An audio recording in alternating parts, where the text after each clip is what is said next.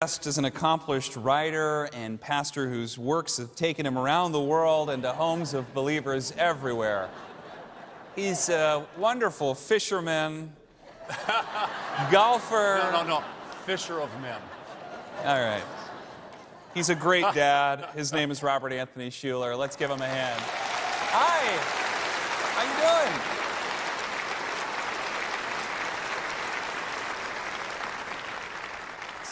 So we had you here a couple weeks ago, and it was so great to just have you in the house. Of course, if you don't know, maybe if you're new to the church, this is my dad, and he's the former pastor of this church. He served, almost his whole life. Even when you were at Rancho Capistrano, you were still serving at Christa Cathedral, and then served for several years as the senior pastor. Yeah, I started preaching 5 years before you were born. Yeah, that's pretty good. That's pretty good. Well, growing up a pastor's kid, you learn good sermons and bad sermons. You learn both. This and is true. It was good to learn from you. Thank you. I appreciate that. Well, Deb, it's such an honor to have you here. You were such a tremendous leader of this church. You brought Christa Cathedral Hour of Power to all new levels. You had so many wonderful initiatives and were a gifted leader. And it's been a while since you've been here, and I thought it would just be good to just talk to you and hear your story and what's going on. And particularly today, we're talking about stress and anxiety. And we are. I know that you've had your share of stresses in life, and maybe we should start with, how stressful are kids on the life of a parent?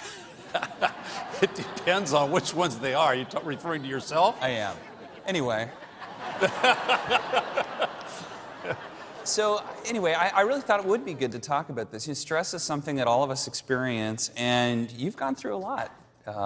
Even recently and even before that, you've gone through a lot in your life. And I think a lot of times people look at you and they say, well, you grew up in this, well-known family, and you had a lot of opportunity in your life. Your life must be easy. And it hasn't been easy. You've had a lot of challenges. Well, the biggest challenge for me was, first of all, getting into ministry, because they didn't call it, in the 70s, they didn't call things a reading disorder. But I definitely had a reading disorder, to the point where I could not, when I graduated from high school, I could not read a paragraph and tell you what I read. Yeah. I could read the words, but there was zero comprehension after I'd read those words. And so I figured out a way to get into college anyway, figured out how to get through the system without learning how to read. And I actually entered college as a music major. Can you believe that? Really? I didn't know that. Yeah, because I figured that way I wouldn't have to do so much reading in college.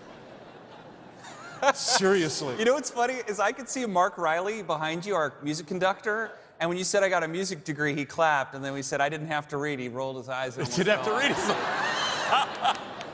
But I also knew that I needed that degree in order to get to seminary, because I could get into seminary with any college degree as long as I had a college degree, right? Yeah. And a halfway decent GPA. So I said, okay, I'll just get my degree in music and I'll deal with my seminary stuff when I get there.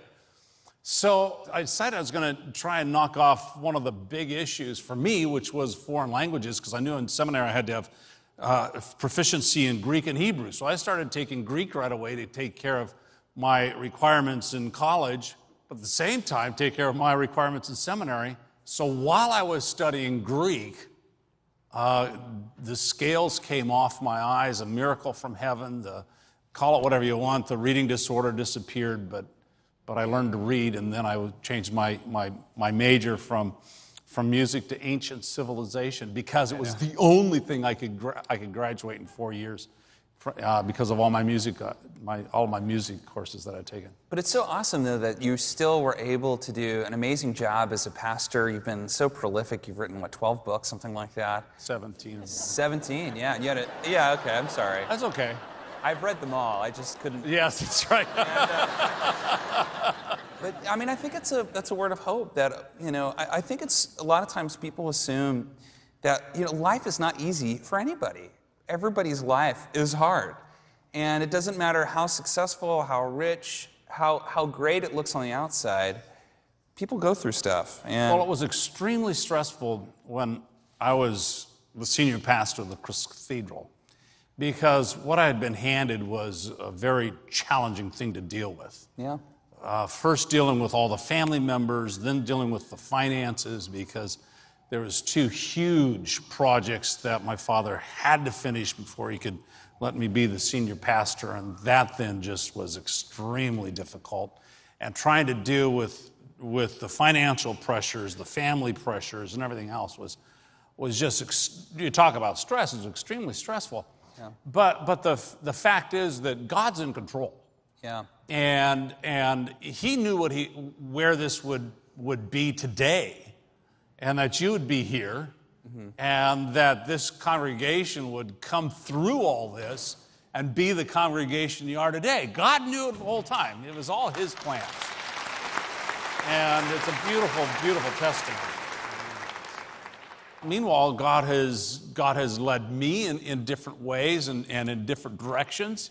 And one of the things that I'm really excited about, that I'm very much involved in right now, is addressing 2 big issues that our society is dealing with. Yep. And one of the biggest issues that our society is dealing with right now is the opioid abuse that is spread rampant across this country.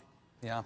It is now the #1 cause of death from overdose. Yeah. Higher than car accidents. Yeah. Are people who are dying of opioid abuse. And that could be both prescription, and then from prescription, people land up going straight to heroin.